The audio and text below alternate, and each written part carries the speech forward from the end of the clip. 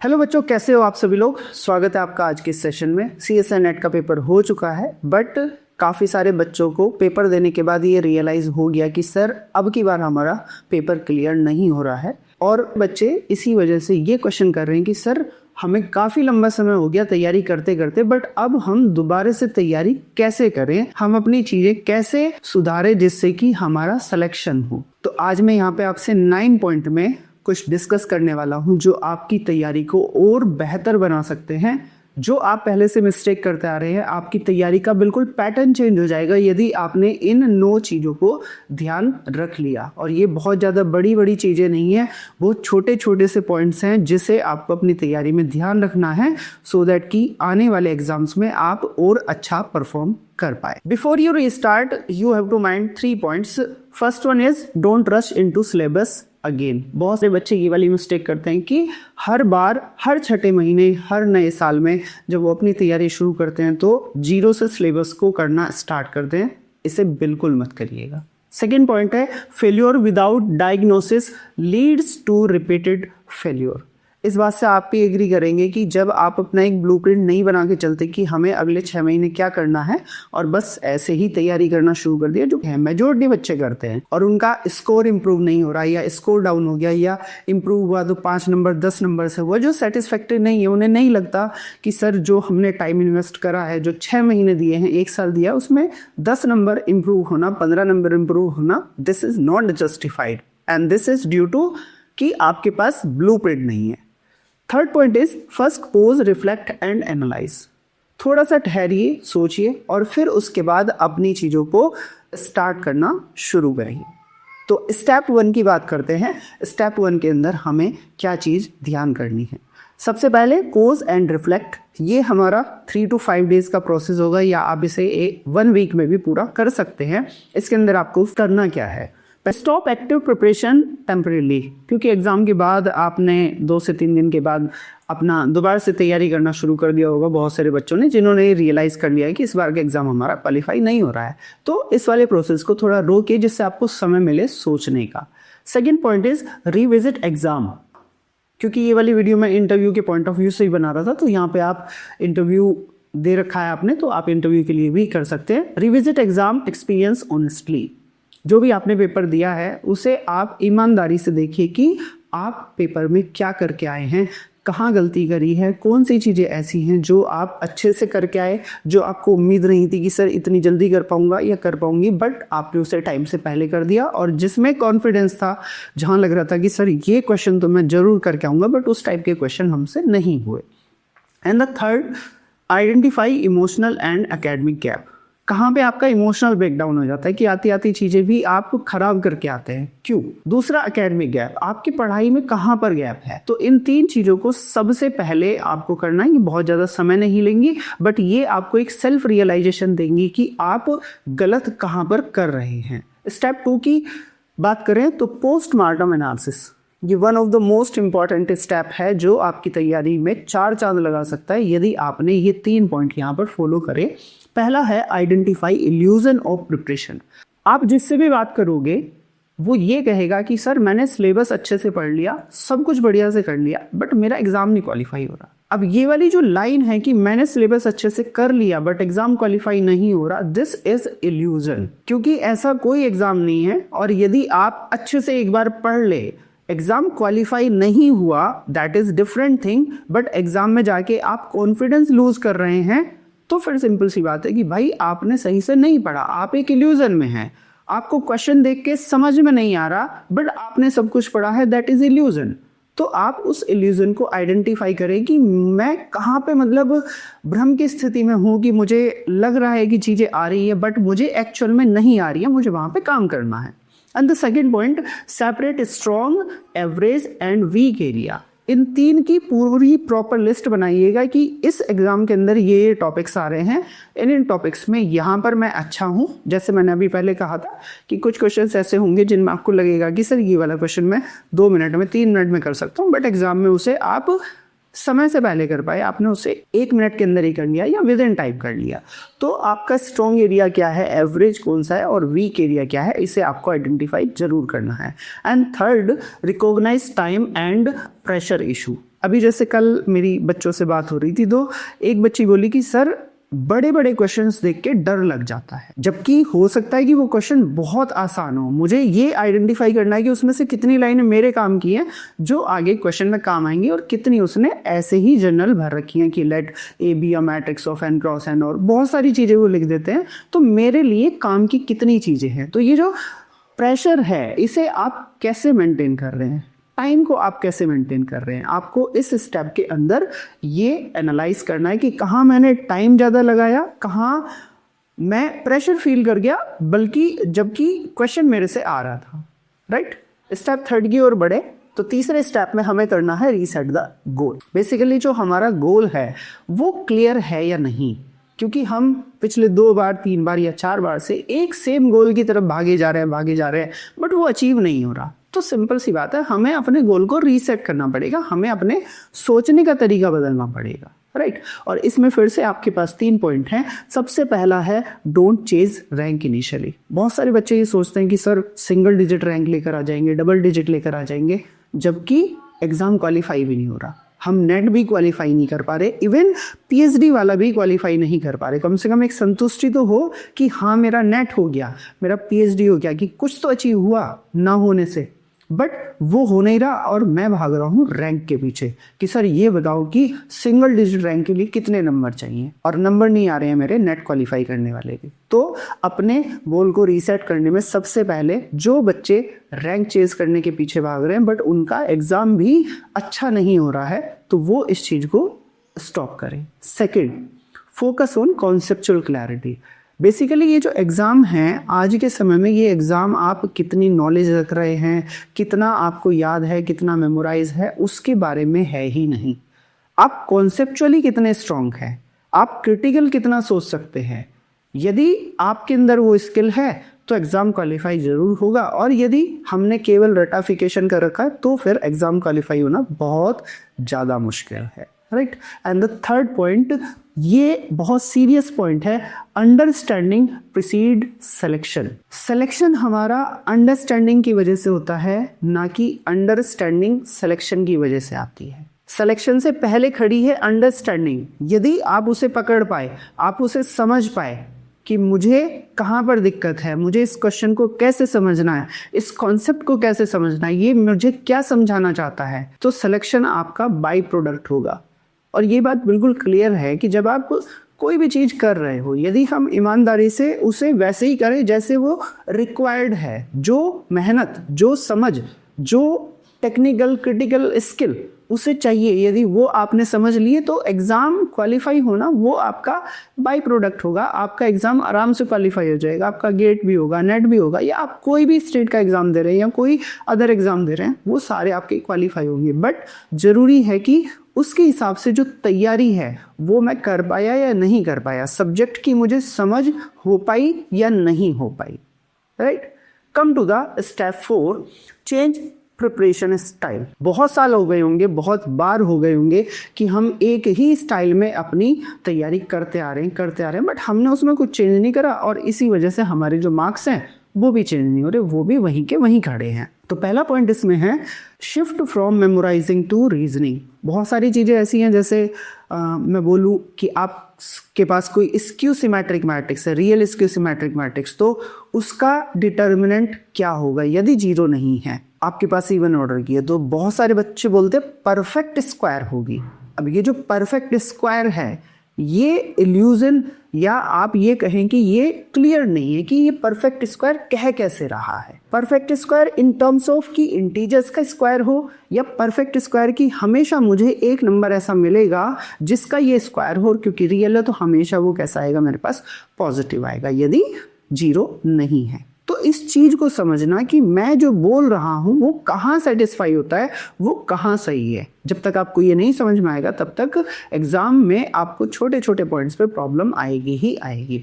तो मेमोराइजेशन, जो भी हमारे शॉर्टकट्स है, जो भी हमारे रिजल्ट्स है, आप कुछ रिजल्ट्स को याद कर सकते हो, बट फिर भी उसके पीछे की रीजनिंग समझने की कोशिश करो कि ये रिजल्ट बेसिकली आया कैसे है, इसे डिराइव कैसे करा गया है, ये रिजल्ट मुझे बताना क्या चाहता है और मैं इसे कैसे इम्प्लीमेंट करूँगा। ना कि बस स्टेटमेंट पढ़ा और वो स्टेटमेंट एज इट इज चिपका दिया कि एनालिटिक फंक्शन है, ओपन सेट को ओपन सेट पर मैप करता है बाय ओपन मैपिंग थ्योरम, और उसके अंदर हमने एक इंपॉर्टेंट चीज मिस कर दी जिस पर हमने कभी ध्यान ही नहीं दिया, तो हमारा क्वेश्चन तो गलत होना ही होना है। ठीक है, तो stop memorising and shift to the reasoning, कि उसके रीजन के पीछे आप जाने की कोशिश करें। Next, solve fewer problem but deeply. बहुत सारे बच्चों की ये वाली प्रॉब्लम है। हर बच्चा ये चाहता है कि वो ज़्यादा से ज़्यादा क्वेश्चन सॉल्व करे, ज़्यादा से ज़्यादा क्वेश्चन सॉल्व करे, बट नो, ज़्यादा से ज़्यादा क्वेश्चन नहीं, क्वालिटी क्वेश्चन और डीप अंडरस्टैंडिंग के साथ क्वेश्चन जब आप सॉल्व करने लगेंगे तो आपके पास जितने क्वेश्चन हैं आपको उतने ही क्वेश्चन मोर देन सफिशिएंट लगने लगेंगे। और जब आप क्वेश्चन को सही तरीके से नहीं करेंगे, आप उसका डीप एनालिसिस नहीं करेंगे, तो आपको ये रहेगा कि मैं नया क्वेश्चन सॉल्व कर लूँ, नया क्वेश्चन सॉल्व कर लूँ, नया कर लूँ, जबकि पुराने से जो मुझे सीखना था वो मैं सीख ही नहीं पाया। तो कम क्वेश्चन करिएगा बट डीपली करिएगा। नेक्स्ट पॉइंट है practice active recall and explanation. जब आप टेस्ट अटेंड कर रहे हैं, जब आप कोई भी चीज़ पढ़ रहे हैं, या मैंने आपसे कहा कि ये वाली स्टेटमेंट, ये वाली थ्योरम, ये वाला रिजल्ट, तो उसे आप कितनी जल्दी रिकॉल करते हैं कि सामने वाला बंदा आपसे क्या पूछ रहा है और उसका जवाब क्या है। उस वाले पॉइंट को अच्छे से एक्सप्लेन कर पाएं कि आपने ये स्टेटमेंट पूछा था, इसकी ये एक्सप्लेनेशन है, ये रीजनिंग है, प्रॉपरली बता पाए, तो कहीं जाके तब आपको लगेगा कि हाँ अब मैं तैयारी में कुछ आगे अच्छा कर रहा हूँ। नेक्स्ट पॉइंट की तरफ बढ़ते हैं, point number 5, limited but deep syllabus.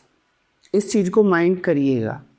Basically आपको भी पता है कि CSI नेट का सिलेबस कोई छोटा तो है नहीं, काफ़ी बड़ा सिलेबस है और वो सिलेबस पूरा कंप्लीट कवर कर पाना भी पॉसिबल नहीं है। और जो मुझे एग्ज़ाम निकालने के लिए, एग्ज़ाम की समझ डेवलप करने के लिए, सब्जेक्ट को समझने के लिए चाहिए, वो मुझे पूरे सिलेबस पे कवरेज चाहिए भी नहीं। तो ये समझिएगा कि मुझे करना क्या है, मुझे कौन से स्ट्रॉन्ग पॉइंट है, कौन से वीक पॉइंट है, कैसे मैं अपने टॉपिक सेलेक्ट करूं, कैसे अपनी तैयारी को और बेहतर बनाऊं। तो 3 पॉइंट ध्यान रखिएगा। आइडेंटिफाइंग कोर स्कोरिंग सब्जेक्ट, ये सबसे पहला काम है। आपको ये पता होना चाहिए कि सबसे ज़्यादा स्कोर कौन से टॉपिक में किया जा सकता है। कहाँ से सबसे ज़्यादा आ रहा है ये नहीं, कहाँ पे सबसे ज़्यादा स्कोर आप कर सकते हैं। आपका हो सकता है कि कोई प्योर में बहुत अच्छा हो सकता है कि कोई अप्लाइड में बहुत अच्छा हो। कुछ बच्चे ऐसे होते हैं जो एप्टीट्यूड में पूरे के पूरे नंबर लेकर आते हैं हर बार। तो अपना कोर एरिया आइडेंटिफाई करिए कि आपका कोर एरिया क्या है। Second point, make them interview proof. Interview proof से मतलब है यहाँ पर कि जब आपसे कोई क्वेश्चन पूछ रहा है उसका आप सटीक जवाब दे पाए, उसका आप डेप्थ में जवाब दे पाए। सामने वाला जितना सुनना चाह रहा है उससे ज़्यादा आप उसे वहाँ पे बताएं कि देखो इसमें ये वाले पॉइंट्स भी हैं। और जब आप इस लेवल में जाओगे ना, तो किसी और को क्या फील होगा, कैसा होगा, बात उसकी नहीं है। आपको खुद अच्छा लगने लगेगा कि हाँ इस सब्जेक्ट की मुझे समझ आने लगी है। और जिस दिन ये कॉन्फिडेंस आपके अंदर आना शुरू हुआ, चाहे आप, मैं बहुत ज़्यादा बड़ी बात नहीं करता, आप लीनियर अलजेब्रा में सिस्टम ऑफ इक्वेशन ले लो, या आप ट्रांसफॉर्मेशन ले लो, लीनियर ट्रांसफॉर्मेशन, रियल एनालिसिस में जाओ तो केवल लिमिट कॉन्टिन्यूटी। यदि आप किसी एक भी पॉइंट को बहुत अच्छे से कवर कर पाए, आप उसे ऐसा बना पाए कि आप मेरे से इसमें क्वेश्चन पूछ लो, मैं इसमें बढ़िया रीजनिंग के साथ आपको एक्सप्लेनेशन दे सकता हूँ, आपको प्रॉपर रीजन बता सकता हूँ, आपको प्रॉपर एक इंट्यूशन बता सकता हूँ कि आप क्या पूछ रहे हैं और उसे कैसे डराइव किया जा सकता है, तो आपके अंदर कॉन्फिडेंस आएगा। आप ऐसा नहीं फील करेंगे कि सर मैं तो हर बार कुछ ना कुछ कर रहा हूँ बट एग्जाम नहीं क्वालिफाई हो रहा है। You will feel better. And the third point, depth matters more than coverage. आपने कितना कवर करा है, बात फिर से वही आ जाती है कि सर सिलेबस पूरा कवर कर लिया हमने, linear, real, complex, ODPD, abstract, integral, COV, numerical, LPP, Markov chain, सब कुछ कवर कर रखा है सर, सब कुछ पढ़ रखा है, सबके क्वेश्चन लगा के देख लिए। बट जब एग्जाम में जा रहे हैं तो यदि हम ये पूछें कि भाई कोई ऐसे 4 टॉपिक जिसके क्वेश्चन आपके बहुत अच्छे गए हों, तो वो हमारे पास नहीं। तो बेसिकली ये जो डेप्थ की बात हो रही है, बार बार डेप्थ की बात हो रही है, तो आप इस एग्ज़ाम की इंपॉर्टेंस को समझिए कि ये एग्ज़ाम है असिस्टेंट प्रोफेसर बनाने वाला। अभी मैंने कल परसों एक वीडियो डाली थी जो पेपर लीक की थी, तो उसमें एक बच्चे ने बताया कि सर हमारे यहाँ भी ज्वाइनिंग हुई है और वहाँ पे जो टीचर्स है वो बच्चों के सिंपल क्वेश्चन का भी जवाब नहीं दे पाते। तो अब आप ये डिसाइड करिए कि आपको मतलब ऐसा टीचर बनना है कि जो नेट जेआरएफ जस्ट क्वालिफाई हो जाए और फिर जॉब लग गई और फिर हम आंसर नहीं दे पा रहे हैं, मतलब हम हर बार एक रिग्रेट फील कर रहे हैं बच्चों के सामने। या फिर आपको ये चाहिए कि जब आप कहीं भी खड़े हों पढ़ाने के लिए, इवन आपके पास यदि नेट भी नहीं है, तो आपसे वो बंदा भी इम्प्रेस हो जो नेट जेआरएफ या पीएचडी क्वालिफाइड है। तो ये आपका डिसीजन है कि आप करना कैसा चाहते हैं। तो depth matters more than coverage. आपने कितना कवर करा है ये मैटर नहीं करता, कितने डेप्थ से कवर करा है ये मैटर करता है। देखो एक सिंपल सा यहाँ पे मेरा पॉइंट समझो। यदि आप पिछले मान लीजिए कि आप 1 साल से तैयारी कर रहे हैं, ठीक है।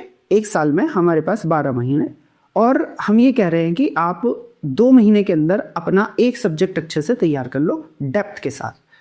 तो आप मान के चलो कि 1 साल के अंदर आपके 6 से 7 सब्जेक्ट ऐसे रहेंगे जो बढ़िया तैयार हो जाएंगे। और जब आप इस तैयारी के साथ एग्जाम में जाओगे तो आपको बिल्कुल भी कॉन्फिडेंस लूज फील नहीं होगा। तो अब आप ये देख लो कि आपको इस तरीके से पढ़ना है या आपको हर 6 महीने की, मुझे तो 6 महीने के अंदर 6-7 सब्जेक्ट कवर करने ही करने हैं और उसके चक्कर में पता चला कि एक भी सब्जेक्ट मेरा स्टैंडर्ड कवर नहीं हुआ, जो मैं 2 महीने में कम से कम एक तो कर सकता था। हमारे साथ काफ़ी सारे बच्चे ऐसे हैं जो 2-2 महीने लगा के अपने एक एक सब्जेक्ट को स्ट्रॉन्ग करते चलते हैं, काफ़ी सारे क्वेश्चन सॉल्व करते हैं, डिस्कशंस अटेंड करते हैं, फिर उसके बाद टेस्ट लगाते हैं, फिर उसके बाद PYQ सॉल्व करते हैं और फिर अपने डाउट्स पूछते हैं कि सर यहाँ पर बताओ, राइट। तो सोचना आपको है कि डेप्थ अभी लेकर आनी है या डेप्थ आने वाले समय के लिए छोड़नी है कि बस अभी एग्जाम क्लियर हो जाए, डेप्थ का आगे देख लेंगे, अभी तो बस कवरेज से काम चला लें, right. Come to the next point, rebuild confidence. बहुत सारे बच्चे ऐसे होंगे इस समय जो ऐसा फील कर रहे होंगे कि सर अब कुछ नहीं, अब नहीं करेंगे हम, है ना, बहुत हो गया, ये हमारा लास्ट अटेम्प्ट था, हमसे नहीं होगा, है ना।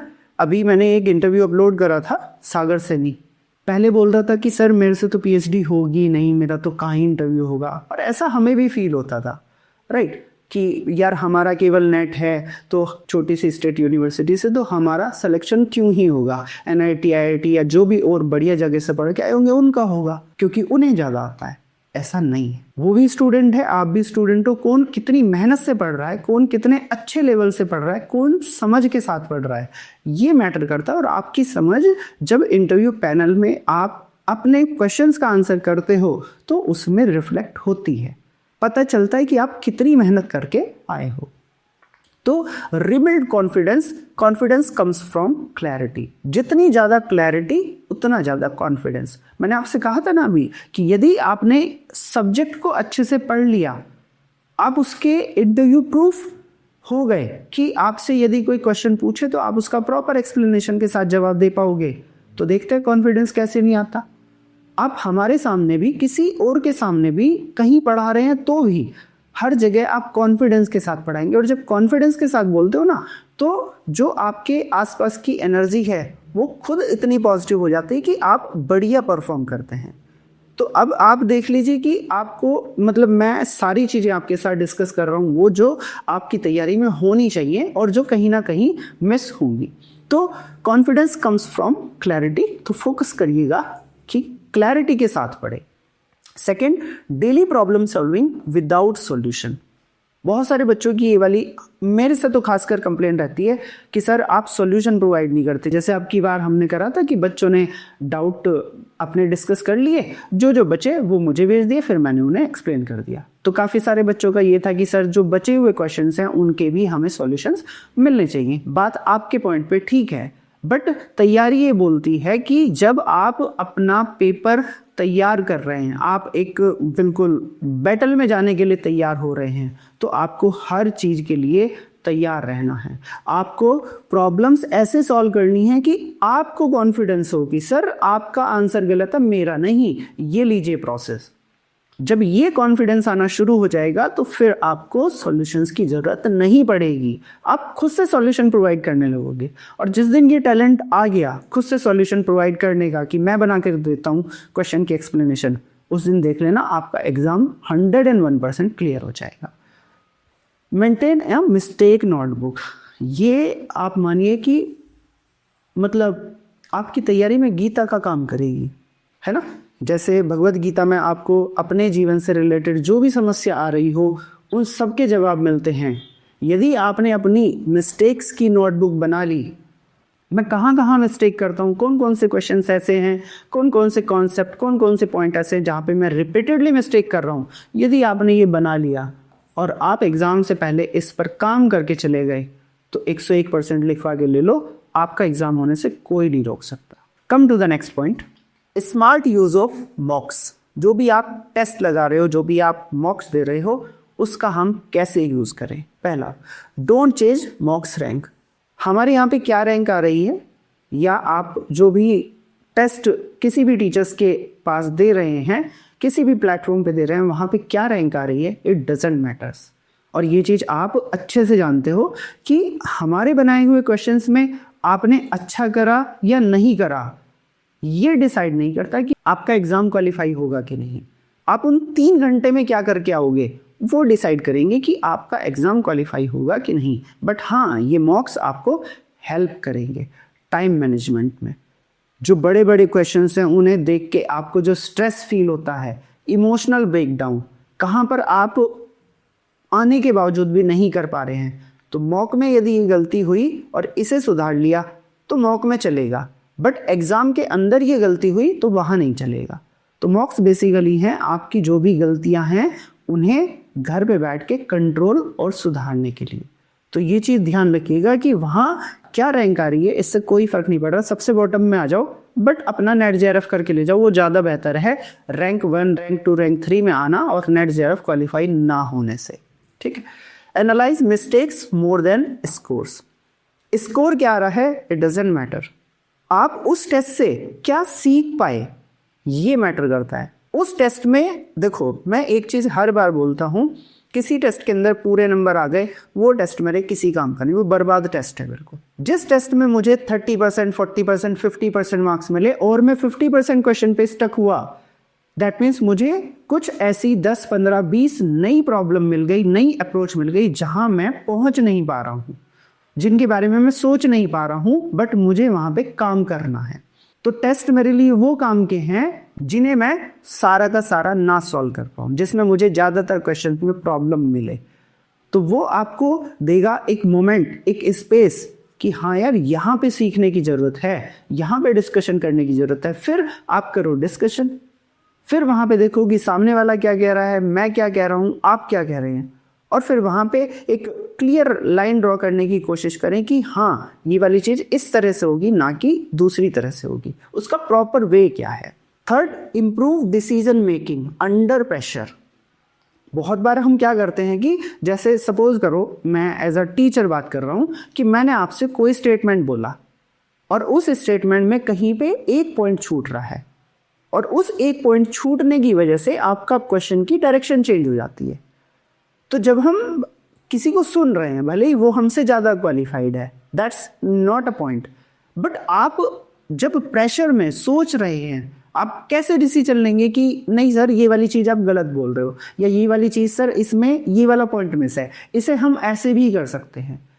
तो जब हम वो एनवायरनमेंट कंट्रोल करना सीख लेंगे कि अंडर प्रेशर हमें कैसे सोचना है, कैसे हमें जवाब देना है, कैसे हमें डील करना है, तो आपकी जो सॉल्यूशन प्रॉब्लम, तो जो आपकी प्रॉब्लम सॉल्विंग प्रोसेस है वो आपका और बेहतर, नीट एंड क्लीन हो जाएगा। Come to the next step number 8, mentorship and direction. आज सुबह एक बच्चे का फ़ोन आया जब मैं इस वीडियो को बना रहा हूँ, इससे लगभग 1.5 घंटा पहले।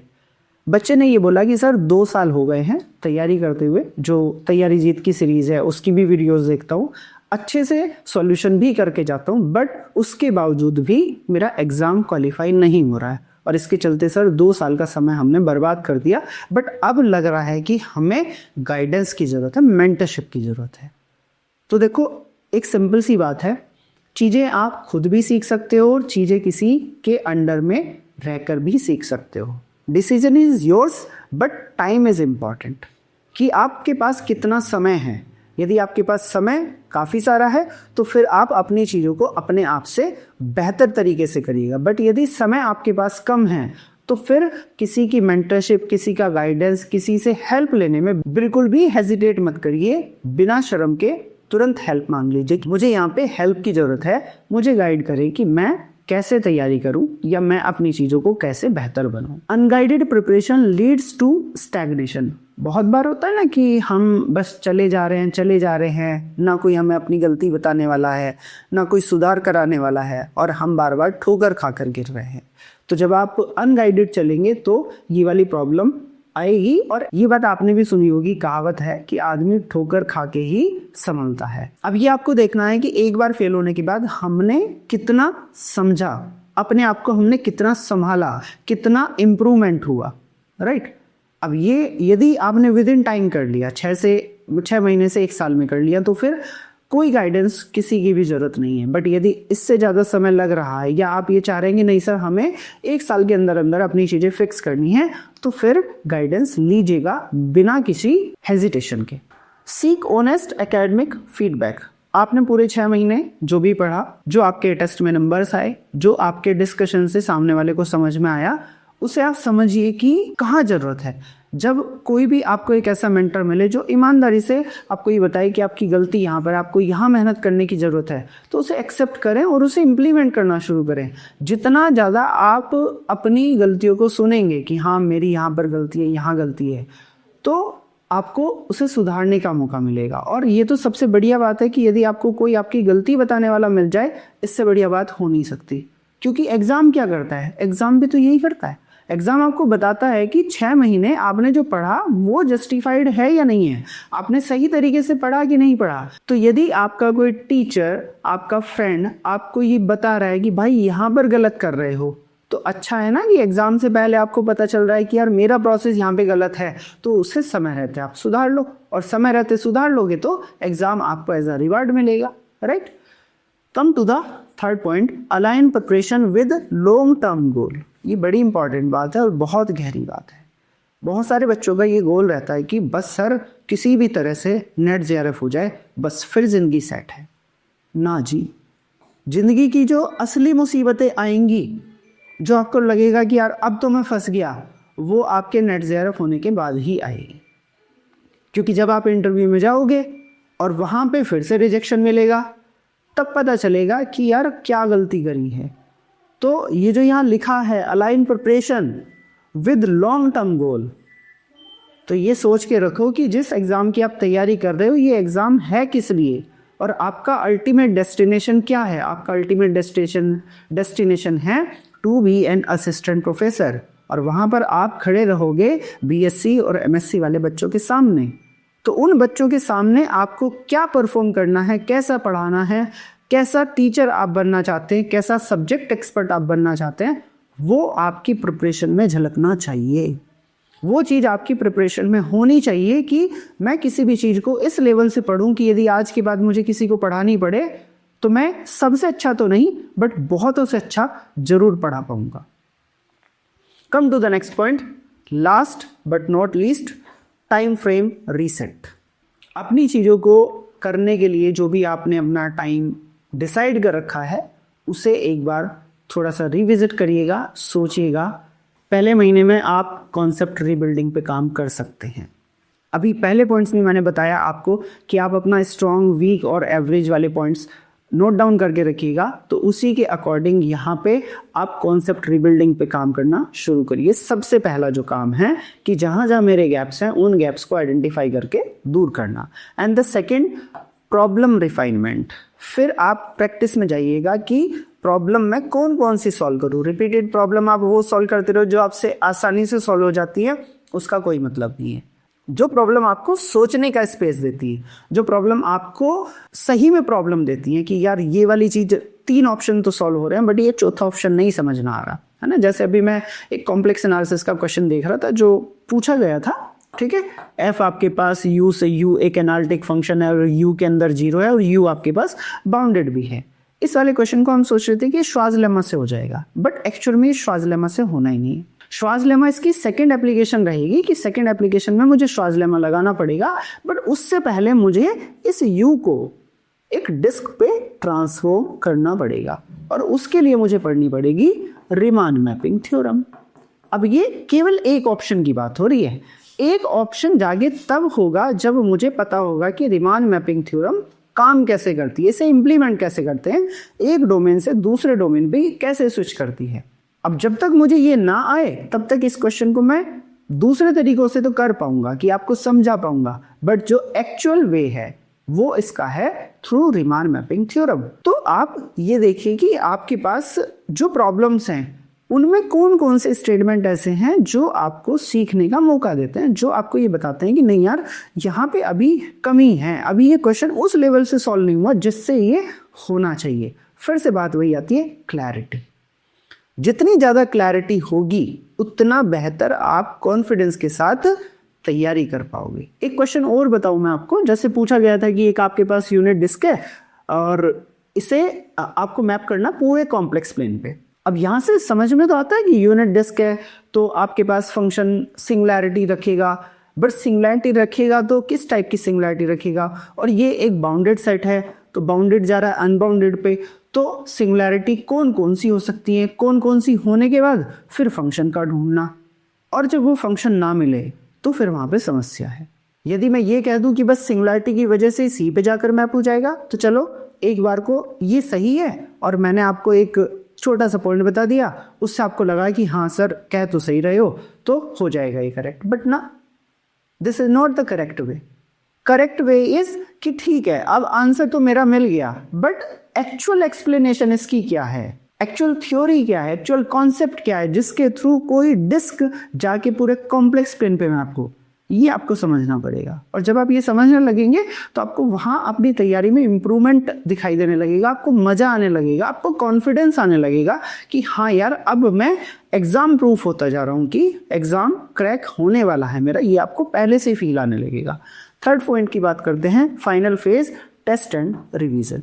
रिवीजन के लिए अपना एक प्रॉपर शेड्यूल बनाइएगा, रिवीजन के लिए अपने शॉर्ट नोट्स बनाइएगा कि आपको पूरी की पूरी थ्योरी, पूरा का पूरा सिलेबस दोबारा से कवर ना करना पड़े, आपको की पॉइंट्स को ध्यान रखना पड़े कि हाँ ये वाली चीज़ें ऐसी हैं जो मैं अब की बार गलत कर रहा था बट अब मैंने उसे सही तरीके से सीख लिया है, लास्ट टाइम तक मेरी यही मिस्टेक्स थी। तो सारे के सारे की पॉइंट्स के आप रिवीजन के लिए शॉर्ट नोट्स बनाइएगा, टेस्ट लगाइएगा और टेस्ट का प्रॉपर सॉल्यूशन करिएगा, ना कि क्वेश्चन बस देखा। जैसे अभी बहुत सारे बच्चों ने जो भी एग्जाम के क्वेश्चंस याद होंगे उन्हें प्रॉपर सॉल्व करके भी नहीं देखा होगा, सॉल्यूशन जरूर देख लिए होंगे बट नॉट कि अपने आप सॉल्व करके देखा। टीचर्स के सॉल्यूशन देखे, टीचर्स के सॉल्यूशन करने में और आपके सोचने में बहुत ज़मीन आसमान का अंतर होता है, और अल्टीमेटली सॉल्व आपको ही करके आना है। टीचर आपको तरीका सिखा सकते हैं, टीचर आपको सोचने का प्रोसेस दे सकते हैं, बट सॉल्व अल्टीमेटली आपको करना है। तो जहाँ भी जो भी नई प्रॉब्लम आपको मिले, ऐसी लगे कि हाँ यार ये कुछ सिखा के जा सकती है, तो फिर उसे आप डिटेल में सॉल्व करें, ना कि शॉर्ट में सॉल्व करें। Come to the conclusion, final message, unsuccessful attempt is not equal to incapability. बहुत सारे बच्चे ये सोचते हैं कि सर बार बार फेल हो रहे हैं तो हम कैपेबल ही नहीं है। कैपेबल तो हो, आपका तरीका सही नहीं है, आप शॉर्टकट के थ्रू जाना चाह रहे हो और जो सक्सेस का रास्ता नहीं है। आप यदि एक बार चले भी गए शॉर्टकट के थ्रू तो आपको नया चैलेंज अपने पीएचडी इंटरव्यू में फेस करना पड़ेगा। मान लो कि आपने पीएचडी भी कर ली तो आपको अल्टीमेट जो टेस्ट है आपका, जो फ्लोर टेस्ट है, जो लिटमस टेस्ट है, वो आपका होगा क्लासरूम में। और यदि क्लासरूम में हम अच्छा परफॉर्म नहीं कर पाए तो फिर इन सारी चीज़ों पे लग जाता है एक क्वेश्चन मार्क कि आप यहाँ तक पहुँच कैसे गए। तो यदि आपको चाहिए कि आपकी क्वालिफिकेशन पे कोई क्वेश्चन मार्क ना लगे तो क्लैरिटी के साथ डेप्थ एनालिसिस करना शुरू कर दीजिएगा। नेक्स्ट पॉइंट है quality of restart define success. आपने कई बार तैयारी कर ली होगी, कम से कम 2 बार तो तैयारी की होगी बहुत सारे बच्चों ने। आप मुझे एक चीज़ बताना, इन 2 बार की तैयारी में, मतलब लगभग 1 साल की तैयारी में, क्या आप मुझे 2 से 3 सब्जेक्ट अपने ऐसे बता सकते हैं कि सर यहाँ से यदि क्वेश्चन आता है तो हमें समझ भी आता है और हम उसे सॉल्व भी कर पाते हैं, हम डीप थिंकिंग भी कर पाते हैं। क्योंकि 2 अटेम्प्ट मतलब 1 साल मतलब 12 महीने, हम बेसिकली अपने कोर्स में ये बच्चों को समझाते हैं कि यदि आप सिलेबस को समझना चाहते हैं, अच्छे से कवर करना चाहते हैं, तो आप 1 साल का यदि समय दे रहे हैं तो it is more than sufficient. मतलब 2 महीने यदि आपने किसी एक सब्जेक्ट को दिए तो पूरे साल में आप 6 से 7 सब्जेक्ट बढ़िया से तैयार कर सकते हो, और यदि फिर आप एग्ज़ाम देने जाते हो तो आप एग्ज़ाम में अच्छा कर पाओगे। बट यदि हम 6 मंथ वाली साइकिल में फंसे रहते हैं कि हम हर छठे महीने तैयारी कर रहे हैं और हमने किसी भी सब्जेक्ट को 2 महीने का समय दिया ही नहीं, तो फिर होता क्या है कि आप हर बार जब भी तैयारी करते हैं तो वो 0 से तैयारी करना स्टार्ट करते हैं, राइट। और उसके चक्कर में आप किसी भी सब्जेक्ट को अच्छा नहीं पढ़ पाते। तो आपने यदि अपनी तैयारी में आपने 2 अटेम्प्ट दे दें, ये बात मैं उन सब के लिए कर रहा हूँ जो 2 या 2 से ज़्यादा अटेम्प्ट दे चुके हैं। आप लोग ईमानदारी से कमेंट सेक्शन में मुझे बताना कि क्या आपके एटलीस्ट 2 टॉपिक ऐसे तैयार हैं जिनसे आपको क्वेश्चन समझ भी आता है, आप क्वेश्चन अप्रोच भी कर पाते हो, एंड सबसे इम्पॉर्टेंट आप उसमें डीप एनालिसिस भी कर सकते हैं कि यदि सामने वाला आपके सामने बैठे डिस्कशन करने के लिए तो आप कॉन्फिडेंटली ये कह सकते हैं कि हाँ सर मैं डिस्कशन कर सकता हूँ, या कभी पढ़ाने का मौका आए तो आप ये कह पाओ कि सर सबसे अच्छा तो नहीं बट हाँ बहुतों से अच्छा मैं ज़रूर पढ़ा दूंगा इस वाले टॉपिक को, इस वाले सब्जेक्ट को। तो ये कॉन्फिडेंस आपके अंदर आना चाहिए, और ये आएगा आपकी क्वालिटी से कि आप किस क्वालिटी से चीज़ों को पढ़ रहे हैं। आप जब अपनी रीस्टार्टिंग कर रहे हैं तो वो आपने पिछले तैयारी के कंपैरिजन में कैसे करिए, क्योंकि आप कोई पहली बार रीस्टार्ट नहीं कर रहे हैं। रीस्टार्ट मतलब आप कम से कम 1 अटेम्प्ट या 2 अटेम्प्ट दे चुके हैं, यानी कि आप पिछली बार भी स्टार्ट किए थे। तो वो स्टार्टिंग जो थी और जो अब आपने प्लान बनाया है, अपना ब्लूप्रिंट बनाया है, वो पिछले वाले से कितना डिफरेंट है और कितना बेहतर है। जब तक ये बेहतर ऐड नहीं करेंगे तब तक हमारा स्कोर इम्प्रूव नहीं होगा, हम अपने गोल तक नहीं पहुंच पाएंगे। And the third, consistency plus clarity is equal to selection. इस बात को तो मान के रखिए कि सिलेक्शन के पीछे भागोगे तो सिलेक्शन नहीं मिलने का, बट सिलेक्शन के लिए जो जो चीज़ें ज़रूरी हैं वो यदि आपने कर दी तो सिलेक्शन आपको अपने आप मिल जाएगा। वो आपकी मेहनत का रिवार्ड होगा। तो यदि आप कंसिस्टेंटली प्लस क्लैरिटी के साथ, ना कि ऊपर से, जब आप ऊपर से चीज़ें करोगे तब आपको प्रॉब्लम आगे चल के फेस करनी पड़ेंगी। आज नहीं तो कल आपको टीचिंग फील्ड में आना है तो आपकी ये वाली प्रॉब्लम तो आपके साथ आएंगी ही आएंगी यदि आपने टाइम रहते काम नहीं करा। अभी हमने पीछे बात करी थी कि लॉन्ग टर्म गोल हमारा क्या है, उसको ध्यान में रखते हुए हमें अपनी सब्जेक्ट पे पकड़ बनानी चाहिए। तो यदि आपने कंसिस्टेंसी के साथ क्लैरिटी मेंटेन कर ली आने वाले इन 6 महीने में, तो आप आराम से अपने एग्ज़ाम को क्रैक कर पाओगे, आप अपना सिलेक्शन लेकर जाओगे। बट ज़रूरी ये है कि जो अभी हमने पीछे पॉइंट डिस्कस करे थे कि आप सबसे पहले महीने में अपने जो कॉन्सेप्ट्स हैं उन्हें दुरुस्त कर लें, दूसरे में आप अपने क्वेश्चंस जो प्रॉब्लम कर रहे हैं उनकी प्रैक्टिस कर लें, और फिर आपके पास जो महीने बचेंगे उसके अंदर आप अपना टेस्ट प्लस रिवीजन इन दोनों पर फोकस करें।